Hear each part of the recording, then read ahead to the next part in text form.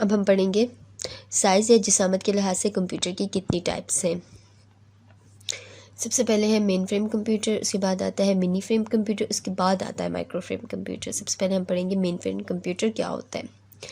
ऐसे कंप्यूटर्स का CPU size में किसी अलमारी की मानंद होता है और ऐसे कंप्यूटर के सीपीयू के साथ बहुत से डंप टर्मिनल लगा दिए जाते हैं और यही वजह है कि ऐसे कंप्यूटर बड़ी बड़ी ऑर्गेनाइजेशन में इस्तेमाल किए जाते हैं जहां हज़ारों की तादाद में काम करने वाले अफराद हों और इस अफराद का डेटा मालूमात भी वाफर मिकदार में मौजूद हो और जिसकी वजह से ऐसा कंप्यूटर इस्तेमाल सलाहियत होती है और डेटा को प्रोसेसिंग करने की भी ज़्यादा सलाहियत होती है और यही वजह होती है कि ऐसे कंप्यूटर ख़ासे महंगे होते हैं और इन्हें सिर्फ मखसूस महकमे में ही अफोर्ड किया जा सकता है। मेन फ्रेम कंप्यूटर की IBM जो है मेन फ्रेम कंप्यूटर की एक किस्म है।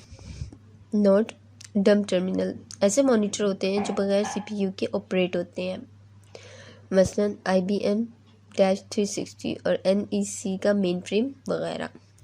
उसके बाद हम बात करेंगे मिनी फ्रेम की। मिनी कंप्यूटर्स जो होते हैं ऐसे कंप्यूटर्स होते हैं जो मेन फ्रेम कंप्यूटर से जिसामत में कुछ छोटे होते हैं। इन कंप्यूटर्स के CPU के साथ डंप टर्मिनल का इस्तेमाल किया जाता है। इन कंप्यूटर्स की कम व बिश्तर ही वो ही खसूसियात होती हैं जो कि मेन फ्रेम की होती हैं, लेकिन मिनी कंप्यूटर की मेमोरी और प्रोसेसिंग की रफ्तार मेन फ्रेम कंप्यूटर से कदरे कम होती है, जैसे हमें ये तोशिबा का मिनी फ्रेम कंप्यूटर दिखाया गया है।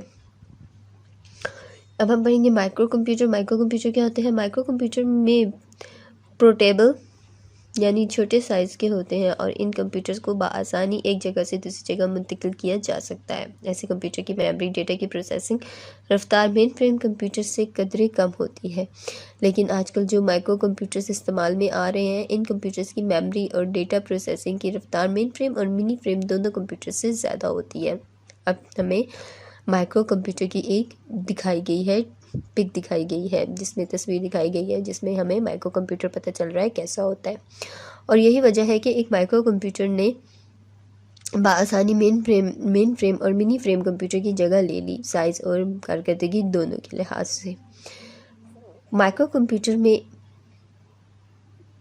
80,286, 803, 86, 80486, 80586 और 80686 वगैरह हैं, जिनमें 80586 को पेंटिनियम कंप्यूटर भी कहा जाता है।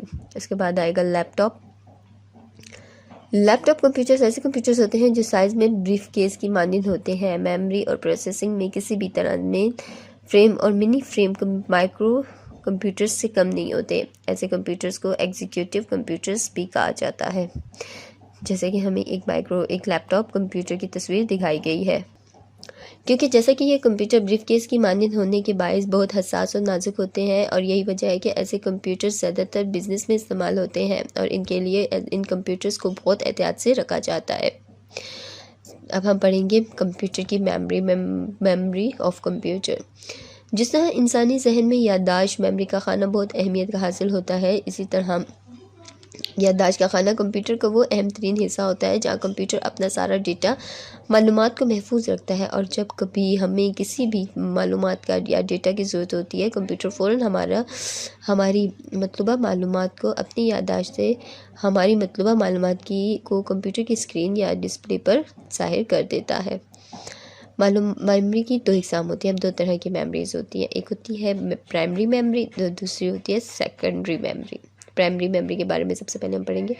प्राइमरी मेमोरी जो होती है, प्राइमरी मेमोरी को कंप्यूटर की मेन मेमोरी भी कहा जाता है। प्राइमरी मेमोरी सेकेंडरी मेमोरी की निस्बत ज़्यादा तेज़ रफ्तारी से काम करती है क्योंकि प्राइमरी मेमोरी प्रोसेसर से बराह रास्त मुंसलिक होती है। प्राइमरी मेमोरी को डेटा को स्टोर करने की सलाहियत बहुत महदूद होती है। उसको वोलेटाइल मेमोरी भी कहते हैं। प्राइमरी मेमोरी के एग्ज़ाम, अगर हम प्राइमरी मेमोरी की एग्ज़ाम देखें टाइप्स कितनी तरह की होती हैं तो ये 2 टाइप्स की होती हैं, रैम और रोम। रैम और रोम जो है वो प्राइमरी मेमोरी की टाइप्स हैं। सबसे पहले हम पढ़ेंगे रैम। कंप्यूटर और प्रिंटर के अंदर आमतौर पर ज़्यादा इस्तेमाल होने वाली मेमोरी है। इस मेमोरी को वोलेटाइल मेमोरी यानी आरजी मेमोरी भी कहा जाता है, क्योंकि जब हम कंप्यूटर को बंद करते हैं तो इस मेमोरी के अंदर मौजूद डेटा भी ख़त्म हो जाता है। जब हम किसी प्रोग्राम को लोड या खोलते हैं तो वो प्रोग्राम आर्जी तौर पर सबसे पहले रैम के अंदर जाता है और फिर वहाँ से मॉनिटर पर डिस्प्ले हो जाता है। इस मेमोरी को हम मेन मेमोरी भी कहा जाता है। जैसे कि हमें एक मेन मेमोरी की जो है मेमोरी ड्यूल की जो है रैम की जो है वो दिखाई गई है। एग्जाम्पल, मसलन अगर किसी कंप्यूटर की 8 MB रैम है तो इसका मतलब है कि कंप्यूटर का एक वक्त में 8 मिलियन इंस्ट्रक्शंस अपने अंदर डाउनलोड या स्टोर कर सकता है। इसकी मज़ीद 2 इकसाम हैं, रैम और एस रैम, स्टैटिक रैम।